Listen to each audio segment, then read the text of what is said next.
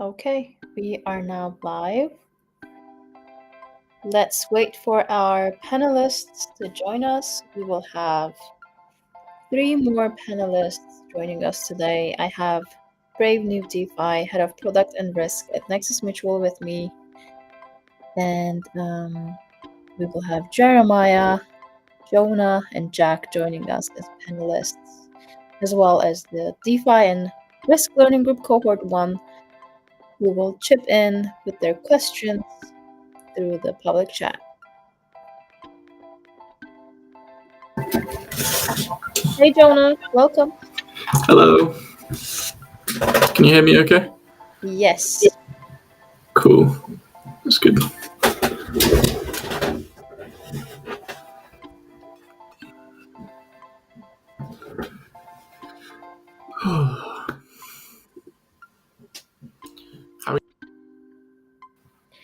We are good. I am now in Japan, which is a weird time zone. But yeah, really? doing okay with, holding on with coffee bought from the nearest convenience store. How are you doing? Good. What time is it in Japan then? It is now 2 a.m. Oh right. Yeah, that's late.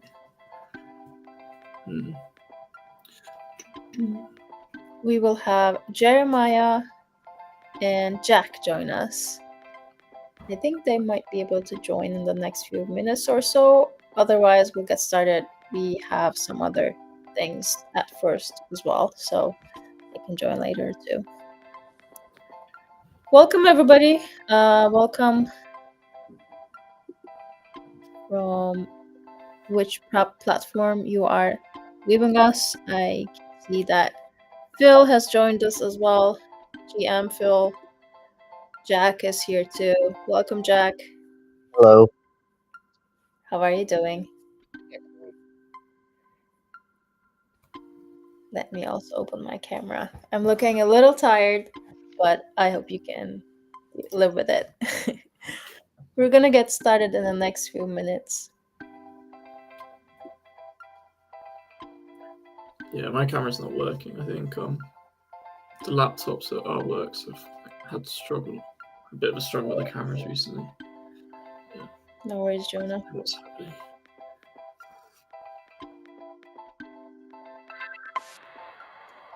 Welcome, Jeremiah.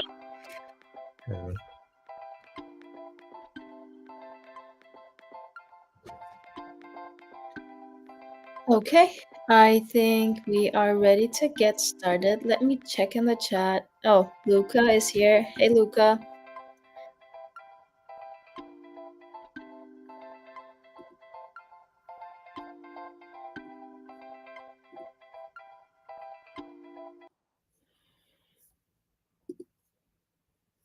Okay.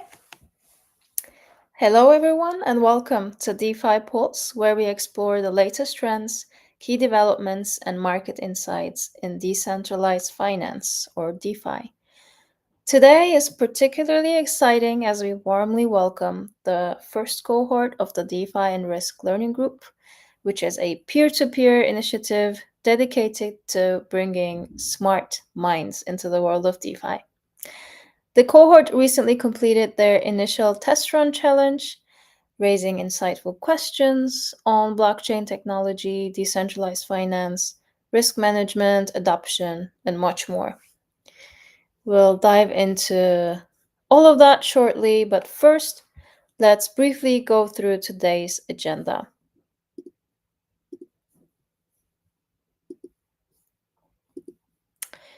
Okay, we have organized this session to deliver our regular DeFi insights and team updates while introducing our DeFi learning group participants and observers to our ecosystem. So it's for both groups to meet each other and also, to tailor to both of their needs at the same time. Please feel free to drop your questions into the public chat at any time. We'll start by providing context for today's slightly adjusted goal structure, which is, like I mentioned, for the DeFi and Risk Learning Group. Long-time attendees to this call, you know that we usually begin with the State of DeFi, which is a report delivered by Brave New DeFi on how DeFi is doing. But today we're shaking things up a bit. We'll have a Q&A session covering blockchain and DeFi fundamentals, inspired by questions raised by our learning group's inaugural cohort.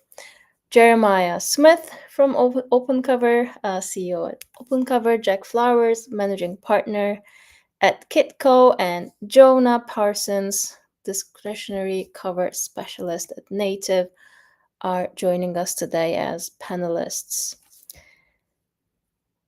After the Q&A section, we will have Brave New DeFi presenting his popular State of DeFi report covering all essential metrics and showcasing a great way to stay informed on DeFi developments and fundamentals. Following this, we will talk about staying informed and on decision making together at Nexus Mutual and also in DeFi at a wider scale, using Nexus Mutual as an illustrative example. Last but not least, we will have updates and news from Nexus Mutual. Recently, we have had team meetings focused on roadmap planning, and we refined our strategic priorities for the upcoming quarters, and Brave will share insights on these developments as well. Let's take a moment to recap the DeFi and Risk Learning Group. This is a peer-to-peer learning group designed for discussions, brainstorming, and hands-on experimentation. Our primary goal is to bring more knowledgeable and risk-aware individuals and professionals into the DeFi space. There are various ways to participate. Applications for this cohort closed last month, and we have selected members who will engage in funded experiments and will contribute further through initiatives like the Blockchain Risk Working Group, which we are co-creating with Jeremiah, who is on the call with us today.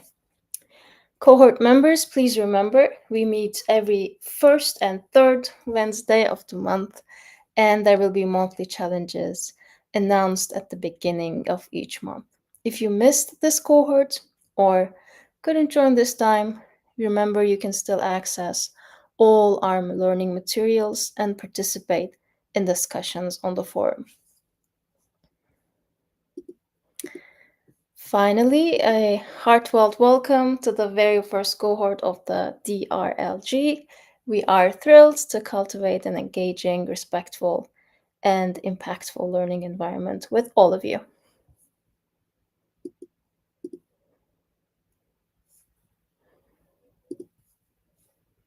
Okay, let's get started with the 101 section. We received fascinating questions from the DRLG cohort participants, and these questions will shape this cohort's curriculum. To provide a clear overview, we have distilled these questions into 3 main themes, and we'll briefly explore each of them today.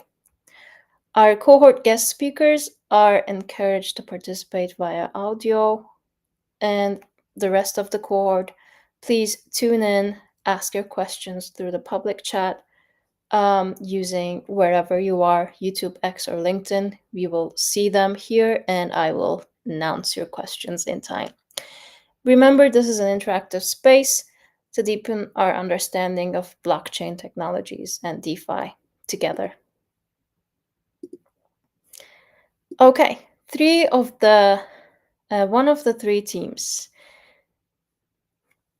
Decentralize. Why? Why is it important to decentralize despite challenges like the learning curve, adoption barriers, and UX complexities?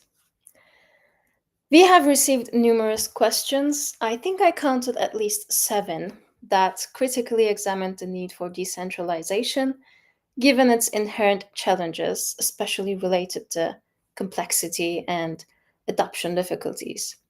I will outline a few important aspects we should consider, highlight perspectives from prominent thinkers in this space, and suggest some valuable resources for further analysis before turning to our panelists today.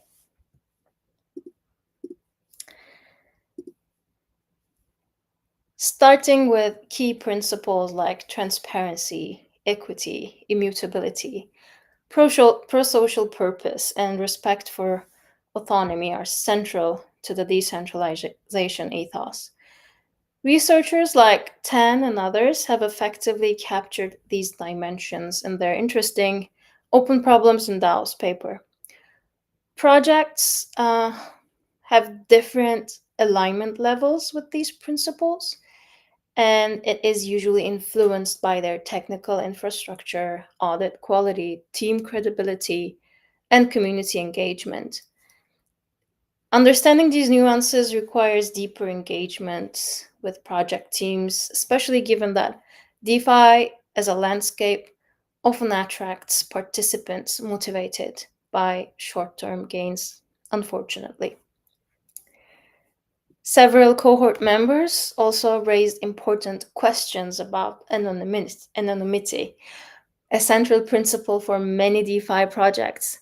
Jonah, for example, asked about the ideal level of anonymity in DeFi, considering regulatory challenges and adoption impacts. Jonah, would you like to share more about your thought process here? Yeah, I just curious how some cryptocurrencies are pseudonymous, such as like Bitcoin, which is like it's got some anonymity, but it's not fully anonymous. And then there's some like privacy coins which are like designed to be like fully anonymous and private. And I was just sort of curious about like what you guys think is like the best sort of level of both anonymity and privacy, because they are also two different concepts. Yeah. That's an important question. Also, one of the cohort participants, J0C, they expressed interest in how DeFi might find harmony with regulatory frameworks, especially as they relate to money laundering schemes or AML or KYC. And we have some best practices here, I think, at least gathered within our team at Nexus Mutual. So I wanna perhaps pass the ball to Brave here to talk about uh, some of the decision processes that went into incorporating KYC in our products. Yeah, I think stepping back a minute, one of the big things is the difference between anonymity and privacy. I think privacy is something that inherently should be built into blockchains. Right now, if you're transacting on Ethereum, it's not really private. Anyone can see your transactions, but they may not be able to link your identity to an address. So there are lots of people that spend lots of time doing just that, like elliptical image analysis. But there are other solutions that people are working on, like ZK-based privacy, other networks that basically have privacy built in, so you can transact freely and it's all private. You can basically choose what you want to broadcast publicly and what you want to have privately. I think this is an essential development and an essential shift we'll need to see. In the past, things like Monero or different like privacy-related coins where everything is pretty much it's a black box. Governments don't like that because it can be used by bad actors, but there is this general trend in Western civilization that privacy is somehow inherently flawed and it's a crime, which I don't really agree with. But there should be some kind of privacy built into blockchains. Otherwise, you have some of the risks that we see where the reason why we have a non-culture in DeFi and crypto is because, purely security risk. So if you're a well-known person in the space, it becomes a security risk for you to broadcast your identity publicly. When we just saw the thing with one of the Ledger co-founders and his wife being abducted, of course they caught her. They caught the people and were able to, save them from that situation. But the co-founder did have one of his fingers cut off. So there is a genuine risk of somebody trying to harm you because they know you have access to a lot of cryptocurrency. So that's where a non-culture comes from. I think with some of the ZK tech, you can eventually get there, while also having some ability to, stay compliant with existing regulations. The reason at Nexus that we have KYC is because we are a discretionary mutual. So we can't accept everybody from all over the world because there are some countries that don't recognize that model. And then, of course, we have to make sure we're not working with any sanctioned countries, since the mutual exists as kind of a closed system where you have to be a member to participate, because it's a mutual-based system where everybody agrees and shares risk and kind of agrees to the same social contract when they join the mutual. So that's effectively why we have KYC. We have other brokers that kind of extend the ability to buy cover and participate in our ecosystem without KYC, like OpenCover, but that's fundamentally why we have KYC. And I mean, there are other providers that have it as well. I look forward to getting to a stage where we can have ZK-based proofs that you can basically extend your KYC across Coinbase, different things, without actually having to re-KYC every time. But we're still a little ways away from that capability. But I do think that privacy is going to be something that is going to be more accepted. Now that there's more regulatory clarity, I think people will start exploring that space more, and I look forward to those developments.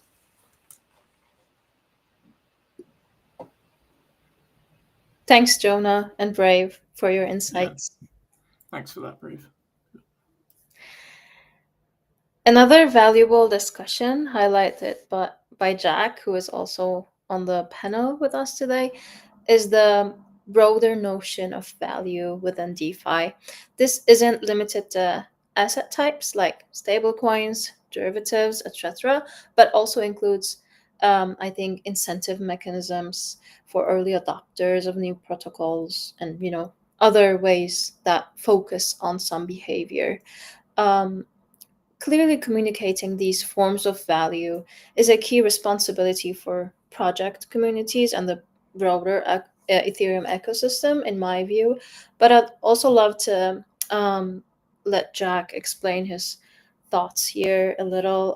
I think it's a very valuable question that is not often very focused on. So, Jack, would you like to talk about your thought process? Yeah, sure. It's really a kind of a feeling my way in the dark question, because I don't really know, even I don't really have a place to even grab onto necessarily. Am I trying to wrap my head around this? But I'm thinking about insurance. I run a commercial insurance brokerage, and we offer premium financing and regular retail agency services. So I'm trying to think about it from the perspective of, you need some sort of the consistency in the store of value against the risk. And I'm just trying to wrap my head around how it is that that could be accomplished.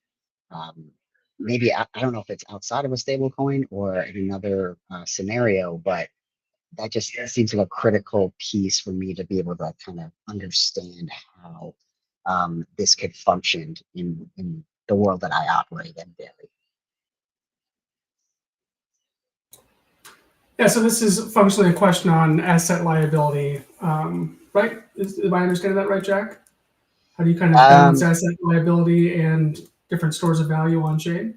Yeah, just basically trying to understand how something like this is structured against how the risk is where it's transferred and how that store of value is held, so that it can kind of just make some more real world tangible sense, so that it could be then communicated to other people. And again, like I say, I'm kind of feeling my way around in the dark here, but it's sort of that piece where with what the most people know in the crypto space is that high volatility. So kind of separating that and trying to understand how something could be properly insured in that environment that people typically see as volatile.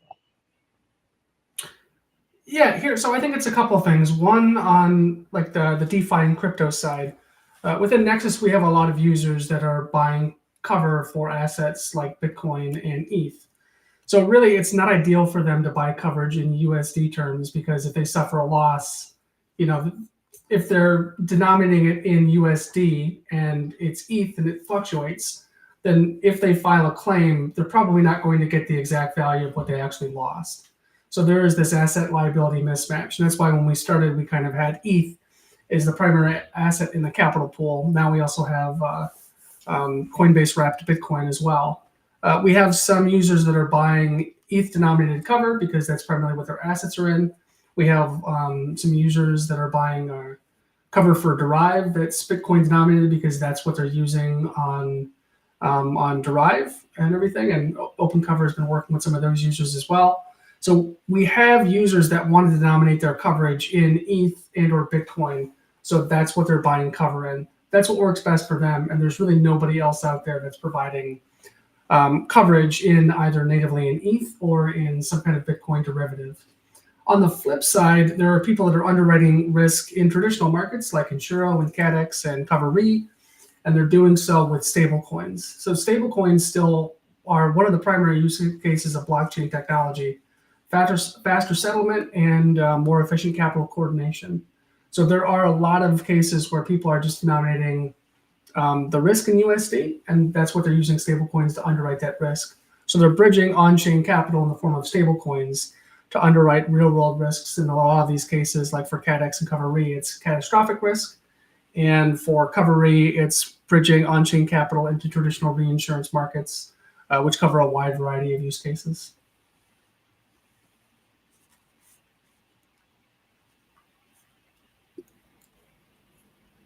Thanks both for the discussion. Moving on with this theme, let's focus on one more aspect that I think is quite interesting. Another significant challenge in maintaining motivation for decentralization is demonstrating that open access and clear, tangible benefits outweigh closed systems. Cohort member Lavi brought insightful governance questions. For those interested, we run a governance reading group exploring governance research and cooperative strategies. Feel free to join us using the link below.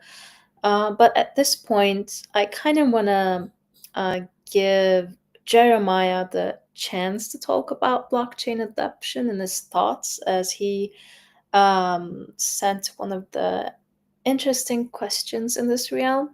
Jeremiah, how do you think we will be able to communicate that open access is simply better? And how do you think we'll be able to overcome some of the main challenges of our space these days? Hey everyone. Yeah, so I think the main question the thing I spend a lot of time thinking about is what does interacting with blockchain look like in, say, like 5 years? Are we all going to be with our ledgers, or is it going to be another device? And are we all going to sort of interact with it directly, sort of DIY like most of us do today? Or is it going to be more just integrated into apps that we already use? Like, for example, if some of you are using Coinbase, the Coinbase app, there's now an option to, on iOS, basically lend Bitcoin directly on chain and get USDC in return. And so that's an example where the user doesn't really realize that the back end of that operation of like lending the Bitcoin and getting USDC is actually happening on chain. So it's sometimes called a DeFi mullet. And so I guess the question is like, how are things going to evolve? Is it just basically going to be all our banking apps connected to this sort of like DeFi protocols and wrapping them and creating the extra layers of user interfaces or functionalities on top of it? Or are we going to continue having this more sort of direct approach where you need to understand much better like how things work and where to go and how to use a wallet? So I think, I'm guessing both are going to happen. But yeah, that was like my main, I guess, question or thing that I spent some time thinking about.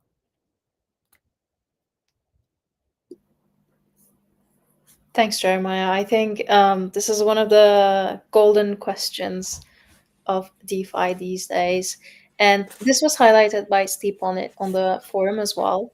I feel like we really must simplify complexities for those who want to be onboarded as fast as possible.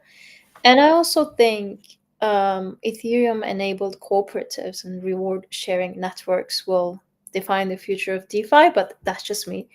Um, I know that others envision Ethereum as the foundational tech stack for financial professionals as a niche, and I also get that. I wonder if there are any other panelists here who'd like to share their thoughts, or any of the viewers who'd like to share their thoughts on the on the platform that they're watching us. But yeah, if you do, our panelists, please go Yeah. ahead now before Jonah. I just personally think like the complexity has to be reduced for most people to want to interact with it. Because when I talk to my friends, it's just like, and like if you even mention a hardware wallet, they just turn off.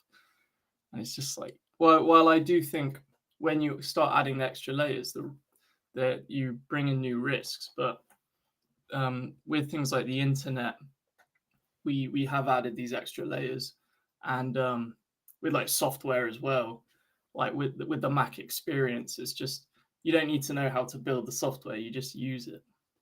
So that's my opinion. I think we're getting closer. We're making progress. The user experience right now is objectively bad.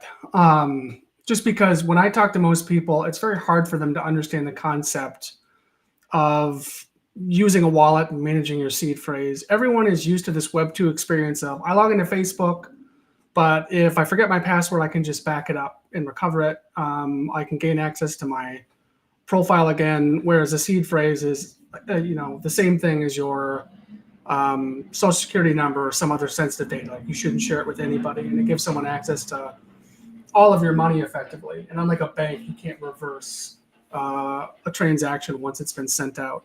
So if we want to get more people on chain, we have to abstract that away. There is some tech like account abstraction that improves the wallet experience so that it's a lot more accessible. There are options to basically recover your password, so to speak. And there's different user improvements coming there with some of the upgrades that are coming in the Petra upgrade on Ethereum, which is a network level upgrade. There'll be some improved functionality coming as well. And I completely agree. You need to remove the need for browser wallet extensions. It should really be abstracted away, so you're interacting with something in the same way that you interact with your bank or something else, where it's all kind of in a one-stop shop interface.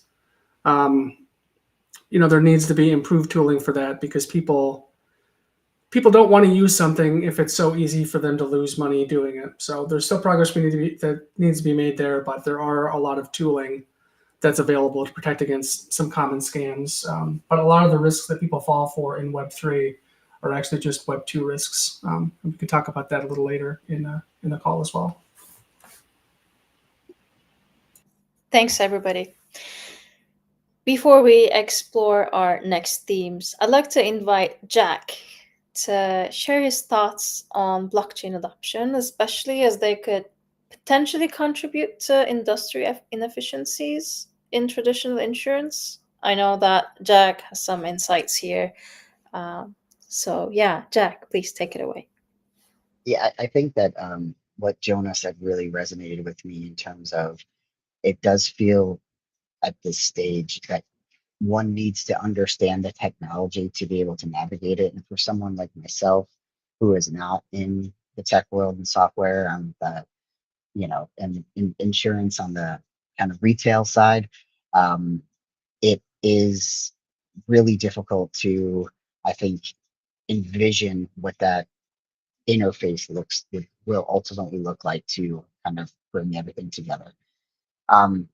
So in terms of the inefficiencies in the insurance world, in blockchain, there's a lot of information that is transferred between multiple layers, between an insured, the agent, a carrier, another broker, an underwriter, and moving that information is, I think, one of the most inefficient processes that in the insurance industry, in that all these humans are having to touch and review something over and over and over again to get something done. And the way that I can sort of best, think about it in terms of the blockchain technology is that just that process of the information and with smart contracts being able to automate some of the decision making in all of those steps and in a secure way. That's just one kind of thought that I have and its application and what I see. Thank you, Jack. On that note, let me move on to the second theme that we have distilled our questions to. How do we bridge TradFi, traditional finance, with DeFi, decentralized finance, in the insurance context, but also beyond? We try to, Brave New DeFi will try to answer some of the questions that Jack, Flowers, Peter, Jonah, Crypto Accountant, Elliot, G0C, and Droge posted on the forum. Brave, take it away. Yeah, so here I think some background on this. When blockchain technology kind of gained the spotlight back in 2017, when the first kind of boom in crypto took off, there was this slogan that TradFi players and institutions had of blockchain, not Bitcoin, right? They didn't see Bitcoin as being incredibly valuable, but they saw the promise in blockchain technology. So they acknowledge that it's valuable and that it can improve inefficiencies in existing markets. And we saw companies like JP Morgan develop their own private blockchain called Quorum. It's now called Connexus Digital Payments, but they worked on this and it was a private enterprise solution that they still use today. And they use this to settle fiat transfers between different financial institutions. They're processing billions of dollars in transactions using their JPM coin on a daily basis. So this is being used, and it's a permission system that's not open to everyone. The problem with this is the same problem you have with any proprietary software that's being used, as the cost to switch or competition between products means that there's no real incentive to share, right? There's no incentive for everyone to use the same system because there is some benefit for JP Morgan to use this over Wells Fargo or other institutions. So we've seen here in the last several years that players like BlackRock and others have basically said, hey, if you're using the same settlement layer, you can use an L2 and have that be your permission system. But if everyone's settling on the same layer, it removes some of those competitive conflicts of interests. And so you're settling on the same network. This is why we see Visa and MasterCard building on Ethereum and a lot of other players as well.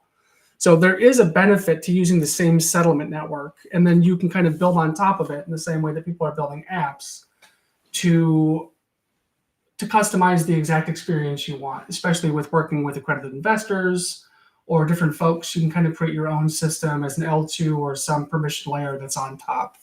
So that's what we've seen since 2017, or what people are looking at. In the context of insurance, or really any industry, but I'll focus on insurance. If you're using blockchain, you can improve the transfer of assets on chain. You can enable real-time trading. You can lower settlement costs and improve existing liquidity for different projects and products, and improve margins for existing players. For insurance, this means being able to reach new markets, having better capital coordination, and as Jack pointed out, improving how data is shared. You can create a permission system so it's easier to share data with each other in a way that it's not necessarily available to everyone, but you can share it through some different privacy solutions with just the people that you want to review this. If you're looking at something like Lloyd's, Lloyd's of London is one of the largest insurers in the world, and it is a marketplace that offers insurance policies for different kinds of risk. It is effectively a large insurance marketplace. And with this, for some deals, it'll take years to actually get all of the syndicates required to underwrite this risk, to actually agree on it, settle it, determine the terms, figure out who's going to be providing what underwriting capital, who is taking on the first tranche of loss. Like, there's a lot of complexity in there.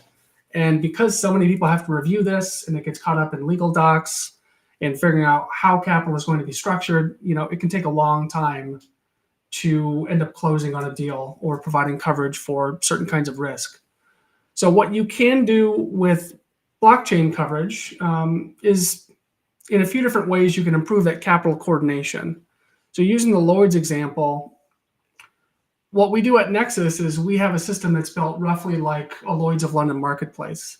We have the different staking pools, and those staking pools can work together to underwrite different kinds of risk. We have fund portfolio cover, we have other brokers working, and there are usually multiple pools underwriting some of those larger deals.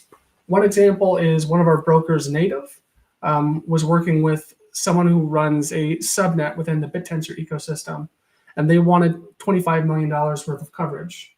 So Native kind of led this. They coordinated with the different staking pool managers, and they were able to close on this deal within just a couple months. Capital coordination was relatively easy. Once everybody looked at the terms and agreed on it, they determined the price they were willing to underwrite at that. They provided the underwriting capital, and when the client was ready, they could just buy, and everything was handled by the protocol. So you can really cut down on some of the inefficiencies about coordination and how capital is aligned to underwrite some of these deals. Another thing that you can do is bridge on-chain capital to meet demand in traditional markets. What we've seen with reinsurers in a lot of traditional catastrophic risk markets is when it comes to wildfire or cyber risk or other kinds of catastrophic risk, reinsurers aren't willing to underwrite some of those risks. So there are players like Cadex and Insuro and Cover Re that are taking on-chain capital and bridging that into real-world markets to meet demand where there is a lack of supply of capital. So there are a lot of ways that people are using blockchain technology now. I think there are a lot of other ways that it can be used. There are some other players like EtherRisk. They work with some small farmers in Africa and provide them with agricultural coverage. It's basically a parametric insurance product where if the soil moisture reaches a certain level, it triggers an automatic payout. There's a lot of different kinds of parametric insurance that can be used on-chain, and settlement can be vastly improved as well. And I'm seeing this question from TD366. Wouldn't you say that for financial institutions, the value proposition of store of value for Bitcoin has taken over the proposition of Ethereum as a global computer for settlements? I mean, it depends. There are people that are using Bitcoin as a store of value, but there's also a lot of people using Ethereum for settlement. Like I said, MasterCard and Visa. BlackRock is using it for their Buildle fund. Fidelity has started a fund on chain. There are a lot of different players that are building in the Ethereum ecosystem. Ultimately, people are building within the Bitcoin ecosystem as well, but it's primarily used for a store of value and not for settlements. I also would like to point out that institutional adoption of blockchain is still very nascent. Looking at something like BlackRock, I think they might have a few $1 billion invested in Bitcoin and Ethereum, and they have their tokenized fund, which may have, not exactly sure how much it is, but I would say maybe around $1 billion. In the grand scheme of things, that's not very much for what they're doing. So they're still dipping their toes, but the idea of being able to tokenize a lot of traditional products in the real world, like municipal bonds and different things that are relatively illiquid and hard to trade, if you can do that and improve liquidity, you can improve margins for a lot of these financial institutions significantly. So there is a lot that's happening there. And more RWAs are coming. That's very true. We just have to be careful that we're not promoting adoption of RWAs that are basically junk bond status in TradFi. But yeah, I will say, I know Jack had a question about this, so I just want to check. Jack, is there anything that I didn't quite cover or anything that you would like to follow up on there in my response? No, actually, that was gave me some good things to chew on there. Yeah, but I think like a lot of these questions that we have on the forum, like we could spend entire sessions on individual questions, but they're really, really great.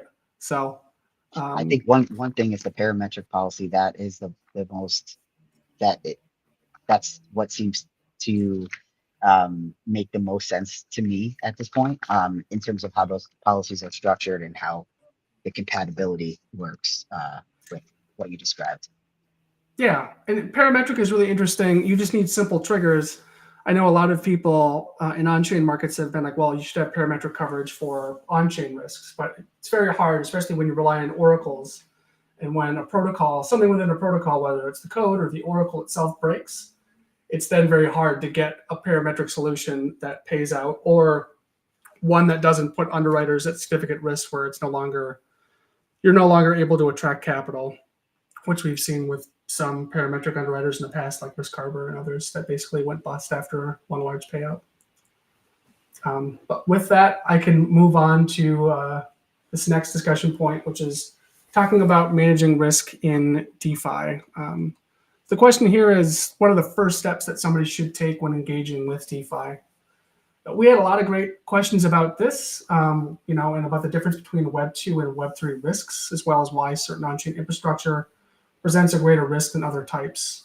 I want to point out that Sem and Jeremiah have been working on a visual map that identifies the difference between Web 2 and Web 3 risk using the outline provided on onchainriskmap.com. This is really great. I encourage folks to check it out. This is a work in progress, so we'll be improving this over time.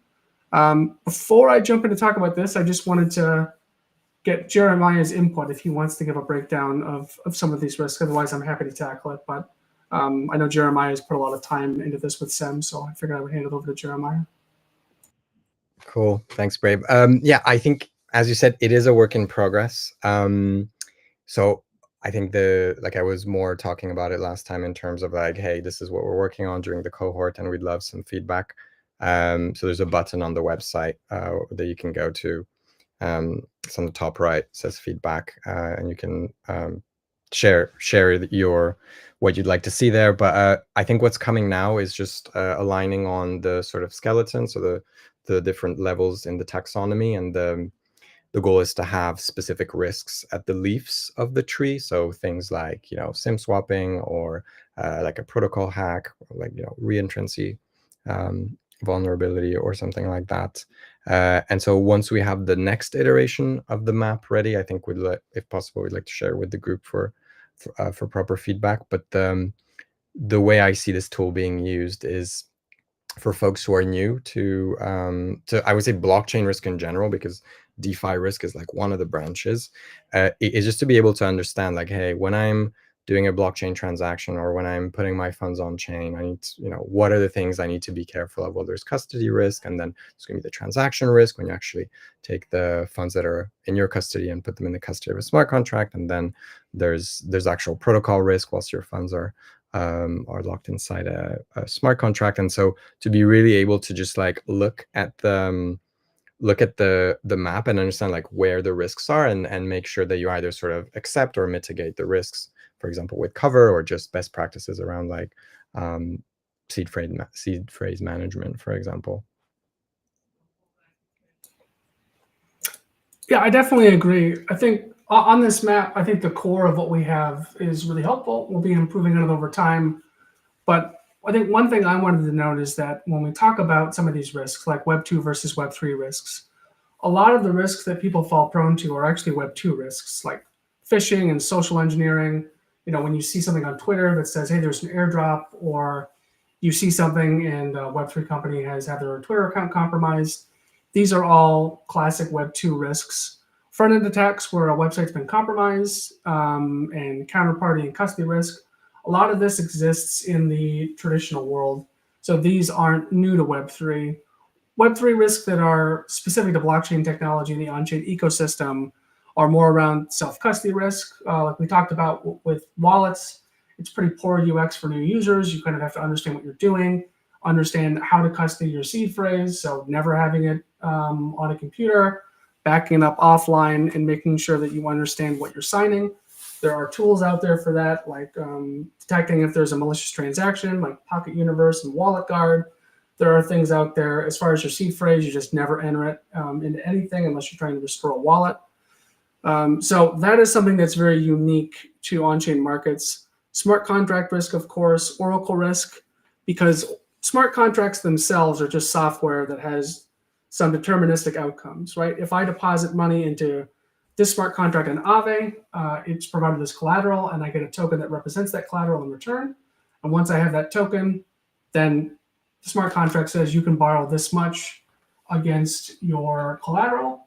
And the smart contract itself doesn't know what Ethereum is worth or what USDC is worth. So you need an oracle or something that brings data from off-chain markets on-chain to tell the smart contract ETH is worth $1,600 per ETH. And if somebody can borrow up to 80% of that, then that's their limit. So if an oracle doesn't update and you get liquidated, or if someone is able to manipulate an oracle because there's not enough data points, then that can lead to a loss.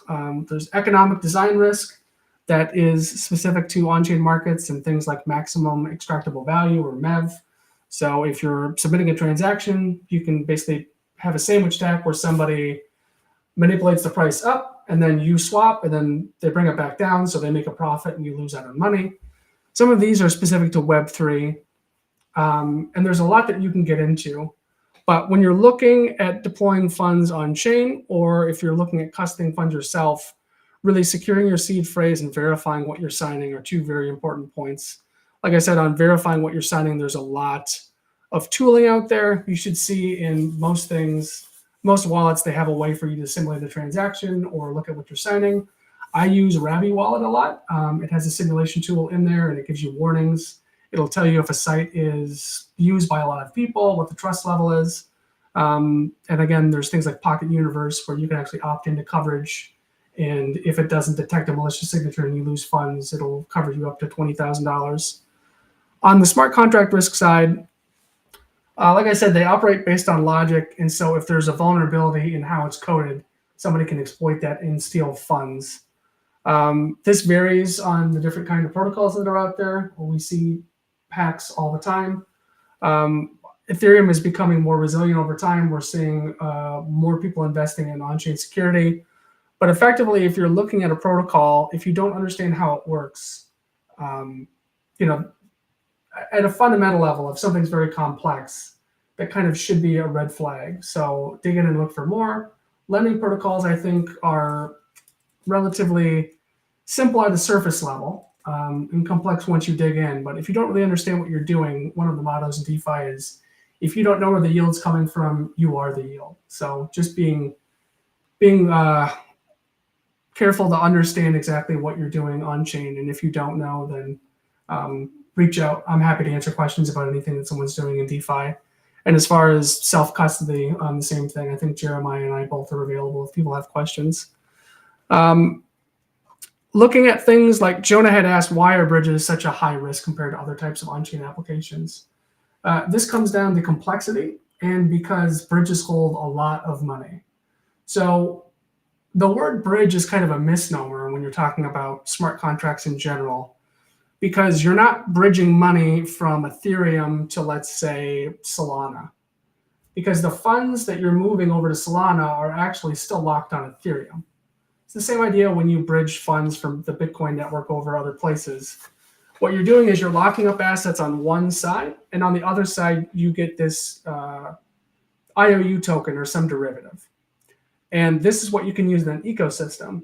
So if there is a vulnerability in that bridge and someone is able to steal the assets on the other side, your IOU token no longer has any backing on the other side of the network, right? One classic example of this is the wormhole hack that happened in January 2023. There was a vulnerability in how the bridge itself was secured. So they have what you can think of as nodes that basically verify transactions going through. And they had shipped an update with some flawed code, and a bad actor was able to identify that vulnerability, and they were able to exploit that, and they were able to steal about $320 million. A lot of this was money that was backing assets in the Solana ecosystem. There were people that essentially provided money to recoup those users and kind of plug that hole. But that was due to a smart contract vulnerability. So the reasons why bridges are such a high value target is because people can steal a lot of money if they find one vulnerability in a bridge. So they represent what we call a honeypot, which is like a high value target. And then the other side is certain bridges are only secured by multi-signature wallets.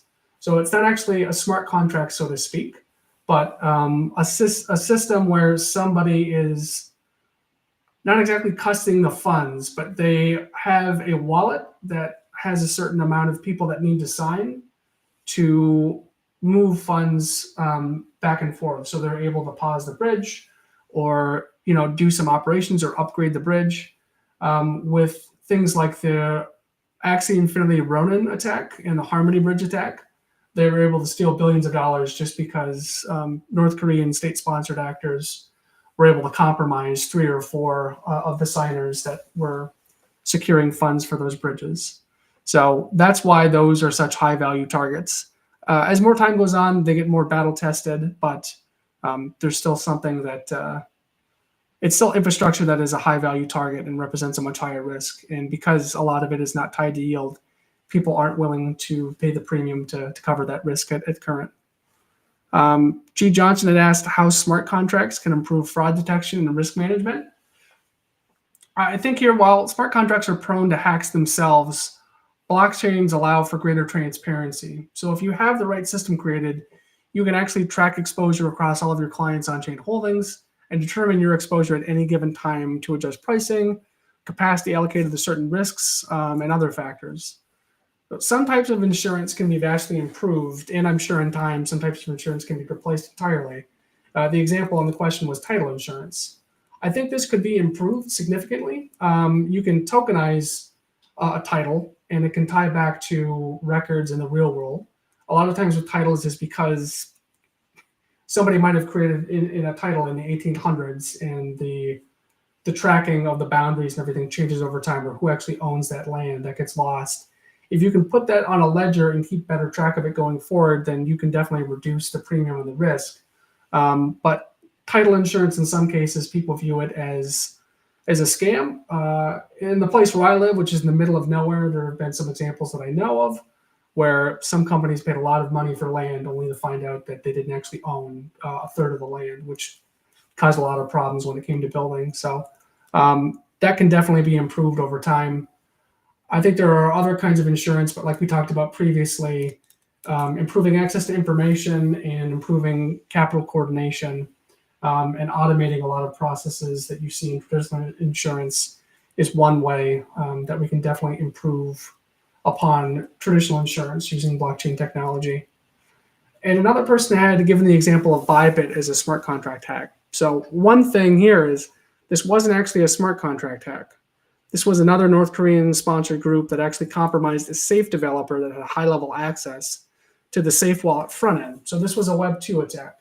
They were able to compromise their AWS credentials, and they actually injected code into the front end that specifically targeted the Bybit signers. This was incredibly sophisticated, but the problem here is that the Bybit team didn't verify what they were signing on an independent device, so they could verify the hash on the ledger wallets they were using to sign. So if they would have done that, they would have been able to see that that didn't match the transaction that they were signing. So that is actually what led to the loss, and it wasn't actually a smart contract hack.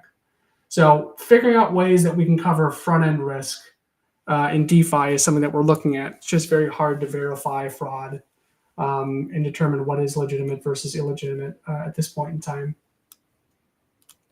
It is very hard to determine what you're signing on small Ledger Nano screens, for sure. I definitely agree. Off of that point, I'll talk a little bit about the state of DeFi. So looking at the general market, things over the last couple of weeks have been pretty brutal. A lot of this uncertainty comes from discussions around tariffs. I think the US is driving a lot of volatility and uncertainty in the market with some of the announcements on tariffs, putting them into place, lifting off of them, going back and forth. It's causing a lot of chaos in the market. And at this point, crypto assets are largely tied to traditional markets. I look at tech stocks as an indication of where crypto is going, though we're much more volatile than, let's say, the S&P 500 or other tech stock indices. So one of the things that drives yields on chain is demand for leverage. And because people aren't taking levered positions on ETH at the moment, you're seeing yields on lending protocols like Aave going down. This is why we're seeing the Aave USDC rate at about 2.64%. Over the last month, it's dropped from, I think it used to be around maybe 4 to 6%. Now it's dropped down below 3%. If you're looking at a lot of other lending protocols, it's kind of in the same vein where things are dropping down to or below existing US Treasury rates. What I've said in past calls is when you see yields on chain dropping down to or below US Treasury rates, then the risk versus reward for putting money on chain drops. And we see kind of a, not a lack of demand, but there's not a driver for people to bring more capital on chain.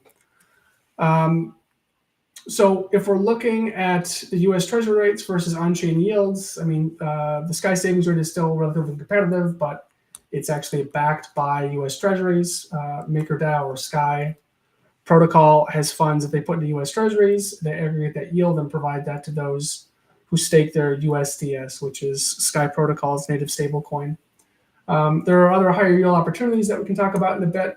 Looking at the overall market, I think people are fairly bearish. If you look at ETH funding rates, people that are going long are actually getting paid to long on most platforms right now. Demand for leverage is relatively low, and traders have somewhat of a bearish outlook on ETH. So with that, I think we'll see yields on the lower side, though there are still some higher yield opportunities out there for folks. So looking at some yields, I usually look on Vault's FYI to see what yields are higher than the baseline. Right now, some examples are the Arcadia WETH lending market. This has had a pretty high yield. I think it's been above 20% here in the last week because there's more demand for ETH-based strategies. Something like in the Morpho markets, there are different vaults. Looking at the flagship USDC Morpho vault, it's been yielding around 8%. Over the last week, it's been about 8 to 9%. Most of the assets that are backing this are like CBETH, Bitcoin-based collateral, things like that. So a lot of relatively blue chip collateral in this vault. So there is still demand to borrow against some of those assets. There are some other Morpho vaults too with higher yields, but ETH-based yields, I think, are on the higher side, while USD yields are somewhere in the 6 to 10% range, depending on where you're looking. Inverse finance, there's staked DOLA, which is DOLA is Inverse's native stablecoin.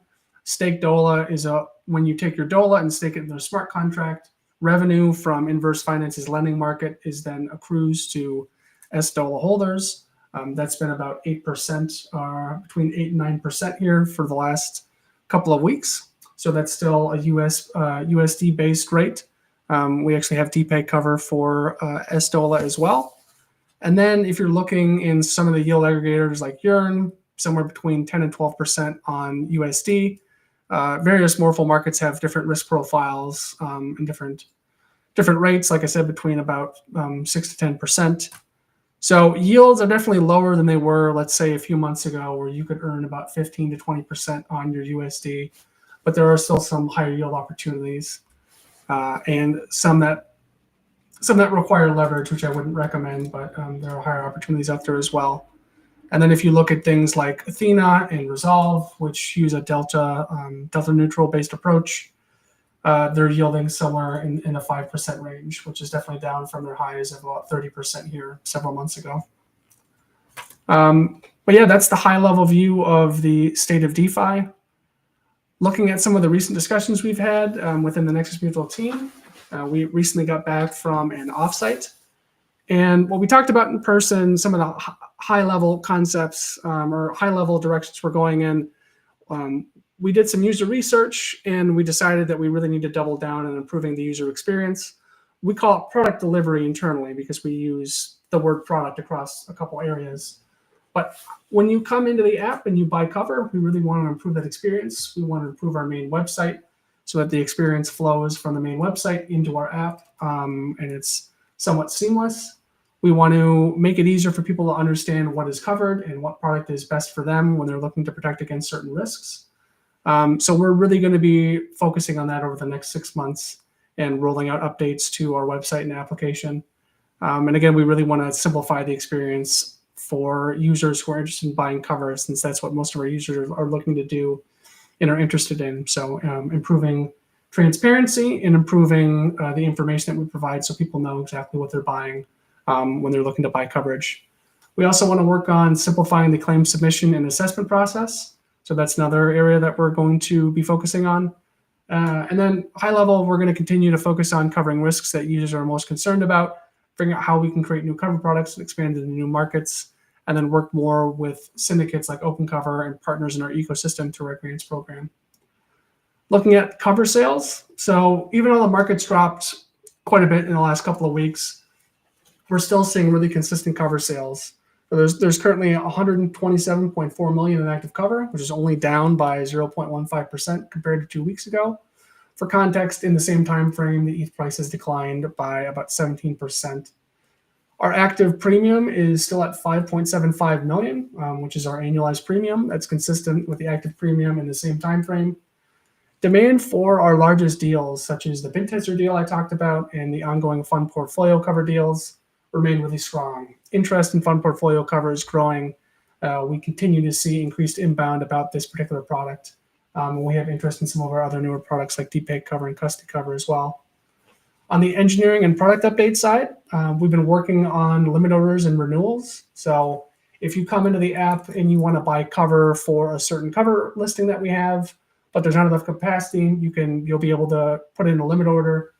And this will basically be a way for you to signal the staking pool operators, I would like to buy cover for this, but there's not enough capacity. So it's kind of creating an on-chain way for cover buyers to communicate with staking pool managers so they can coordinate with one another. And so, when there's demand, you can signal that you need supply to buy cover.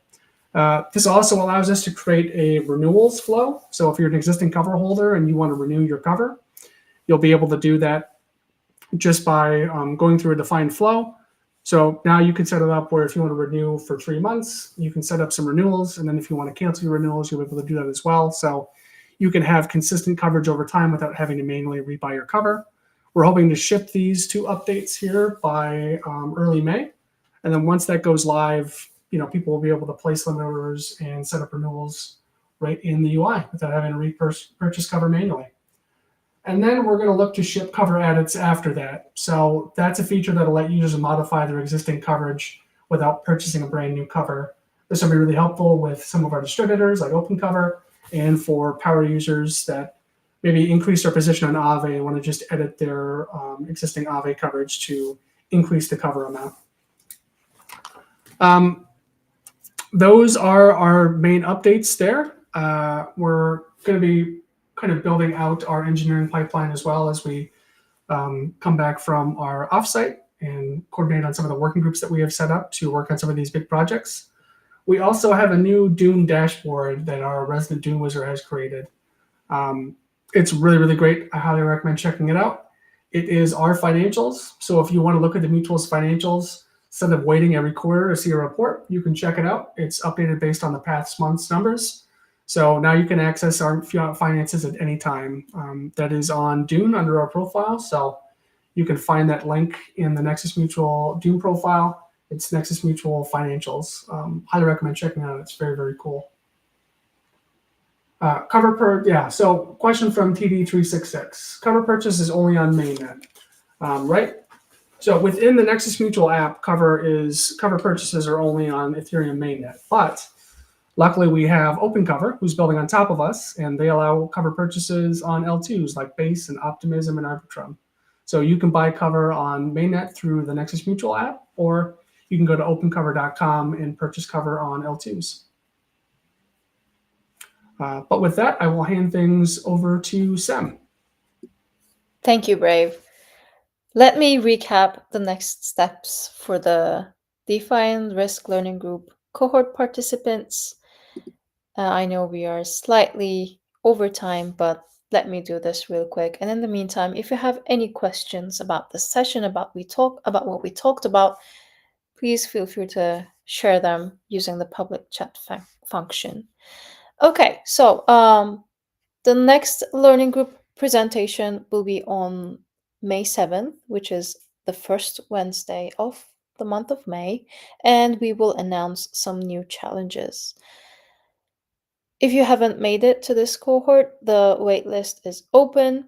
You can find the link at nexusmutualdao.io/risk group. I will share it again here as well. And our recordings from all our sessions will be uploaded in May, in a few weeks' time. If you have any questions about anything, about the content, about the program, please find me, I am Sam, or Brave New DeFi on Discord or on forum.nexusmutual.io.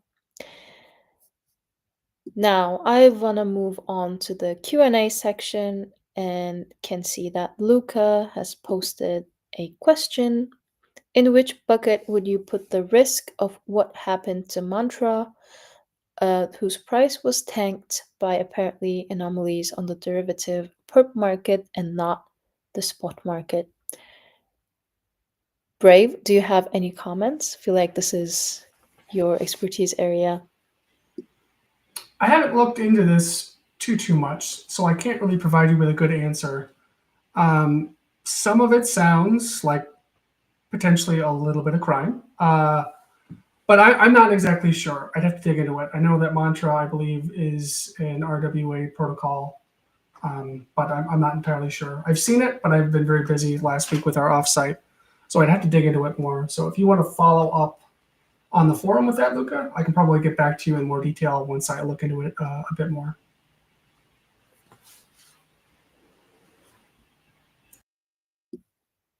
Thank you, Luca. Thanks, everybody, for joining us today. A big thanks to our panelists, Jack, Jeremiah, and Jonah. It was amazing having you here. Amazing to hear your insights. And yeah, if you have any questions, please let us know on the forum in our designated community section. And also don't forget to follow us on X and to visit the on-chain risk map. We will announce some next steps with Jeremiah soon. Take care and stay safe in DeFi. Bye. Bye, everyone. Bye. Thank you.